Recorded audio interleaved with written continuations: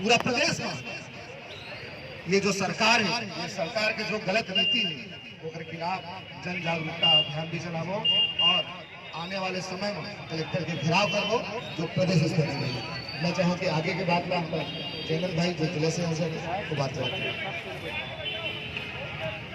बोल छत्तीसगढ़ माता की, छत्तीसगढ़ माता की।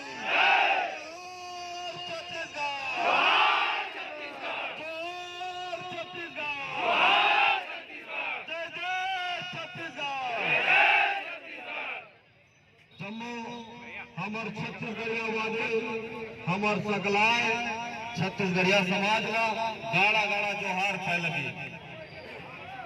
ये निगम और ये जिला प्रशासन को बताना चाहूँ कि ये जो आगे छत्तीसगढ़िया समाज सकलाय है तुम्हारे जरूरत परदेशिया पैसा पर दिशाए लाए हुए ये भीड़ में है। ये वो छत्तीसगढ़िया समाज है जो तुम्हारे परदेशिया वाली नीति, छत्तीसगढ़िया मन के शोषण, छत्तीसगढ़िया मन के संस्कृति सभ्यता मन के रोजी रोजगार आज जो बाहर ले आके बाहरी परप्रांति परदेशिया मन बनावत है तो शोषण के खिलाफ ये आगाज अपन अपन खीसा के पैसा ले अपन शोषण के विरुद्ध में लड़ाई लड़ने वाला ये छत्तीसगढ़िया समाज जागत है।